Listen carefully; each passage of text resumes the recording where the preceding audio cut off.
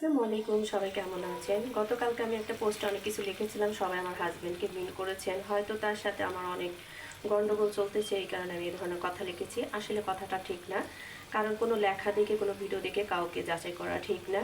কারণ আমি যে কোনো একজন আমাকে ফোন করে বলেছে আমি কেমন মা, তো যাই হোক না কেন আমি কেমন মা, আমি ওই রকম মা যে মা আমার সামনে আমার সন্তানকে মানে দুই রকমভাবে দেখলে আমি তার সাথে যোগাযোগ বন্ধ করে দিই। আমি ওই রকম মা আমার হাজব্যান্ডের সাথে প্রতিনিয়ত মিথ্যা কথা বলি। আমি ওই রকম মা যে আমি কিছু না পড়ে না খেয়ে সন্তানকে খাওয়াই, সন্তানকে পড়াই। আমি ওই রকম মা যে সন্তানদের কেউ যদি একটু অন্য চোখে তাকায়, তার কাছে আমি যাওয়া বন্ধ করে দিই এবং কি তার সাথে যোগাযোগ করে বন্ধ করে দিই।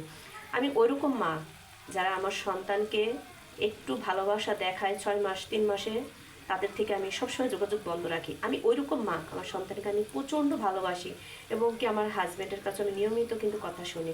কেন শুনি? আমি ওইরকম মা। বুঝাইতে পারছি আশা করি সবাইকে। আমি ওইরকম মা, আসলেই আমি একজন ভালো মা। ওকে, কারণ নিজের গুণ যে গায় সেই মানুষ। আমি বুক ফুলে বলতে পারি আমি একজন ভালো মা। হয়তো আমার সন্তান আমার কথা তার বাবার কথা হয়তো আমি জানি না কতটুকু মানে সে শ্রদ্ধা করে, তবে এটুকু বলবো এই যুগের মা হয়ে আমি পারফেক্ট মা। আর কিছু বোঝানো লাগবে, 10 জন মিলে সন্তান মানুষ করে, আমি একাই 100, একাই আমার সন্তানকে পালন করি, 10 জনের ভালোবাসা আমি দিই। আমি ওই রকম মা। কথাগুলি আমি এভাবেই বলছি কারণ আমার অনেক কষ্ট লাগছে, এই কারণে আমি কথাগুলি বলতেছি। কেউ কিছু মনে করবেন না, হ্যাঁ? আশা করি বুঝাইতে পারছি সবাইকে।